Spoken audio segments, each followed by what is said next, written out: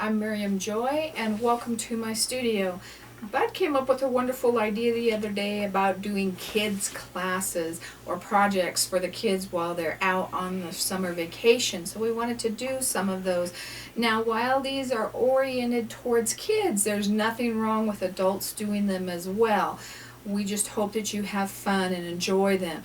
We do ask that doing these projects that they have complete adult supervision at all times. So today, on the first one of our little series, we're going to do a star garland.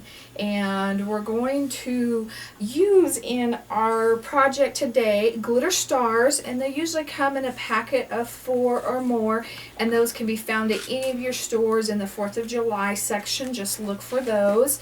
And then also we're going to be using our number 2 tool, our melting pot, our white Crayola, and if you wanted to use silver or gold, or do the opposite on the stars, red on the blue or blue on the red, any of those combinations. And we know that kids are great at thinking outside the box and doing their own thing.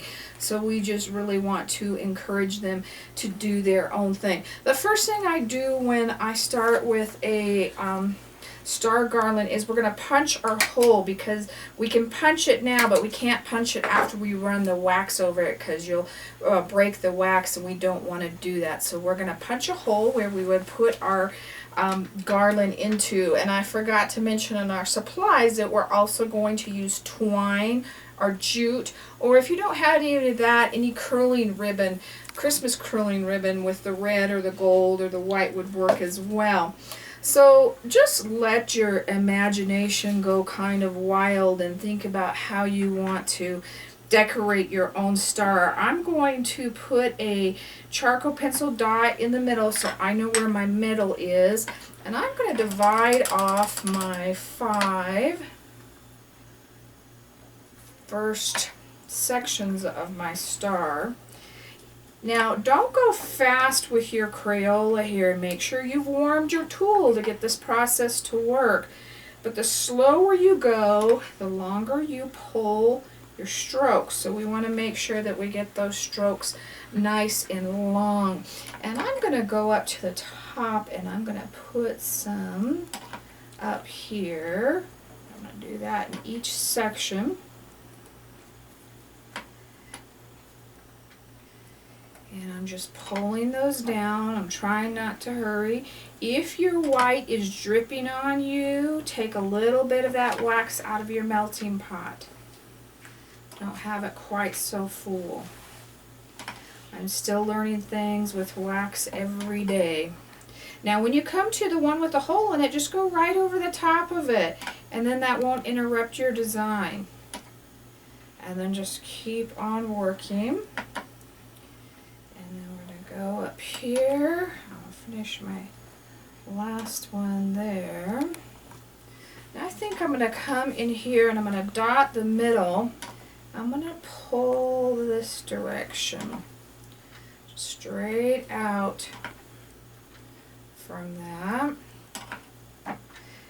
And I wanted each of these stars to be done just a little bit differently. So got to kind of figure out what I want to do now. And I want something, I think, a little bit more in those holes. So maybe on that, maybe I'm going to do some dots. I wonder what dots would look like in there.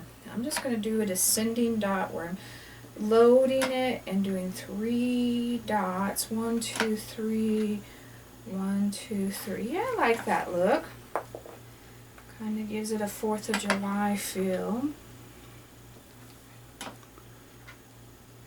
You also could do a swirl and just some random dots here and there. I'll talk about the other little things I did, kind of give you some different ideas for stars. Kids are so great at not thinking inside the box, so they can come up with their own designs. They don't need any help from me. Just remember to stop and load after you're done with those. You can't keep going. I know that's one thing you want to kind of do, is kind of rush them a little bit and you forget to reload. But you got to reload your color.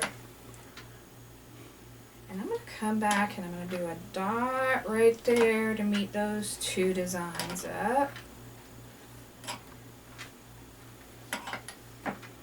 Okay, now see how fast that went together, and that kind of gives it a 4th of July firework feeling. All I did on this one, I started with my 4 things just like I did that one. I did a dot in the middle. I went up here and I did this one and I just filled it in with strokes on either side.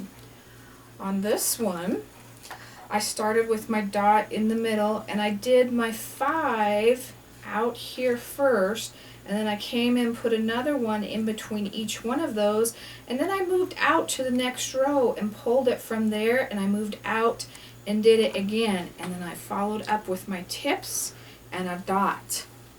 On this one, I did a dot in the middle, I did the 5 again, then I came out here and I did 1 down the middle and I curved these, and I would do 1 on each side at a time to kind of match them up, and I brought them in until I got past this middle part, and I did 1 more, and I did them all the way around, and then I just did descending dots towards the middle. Now that was real simple and real fast, and it goes together really easy, and I would not put any varnish over these at all. I would leave them alone, and we're just going to hang them. And I cut your piece of twine as long as you want your garland, and then with our hole that we punched, we're simply going to try and space them about the same distance apart, and I take it and I loop it from behind and bring it through so we have a loop, and then I take the tail and just pull that piece right through, and there you have your cute little 4th of July garland.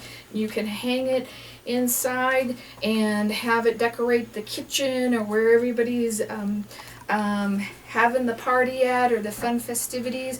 So join me, and we hope to post a new one of these. Maybe we'll shoot for 1 a week during the summer to kind of give you something to look forward to. If you have any suggestions or any questions, please email me at art@miriamjoy.com for any of the products we've used today. Visit my webpage at miriamjoy.com. And check out more of the YouTube videos. If you haven't found this one, you can find it through a link on my business site at miriamjoy.com. There is a YouTube link where we post a lot more of these fun projects. And also on Facebook, we try to put something up new every day to inspire you. I hope you have a wonderful 4th of July and a great summer. God bless.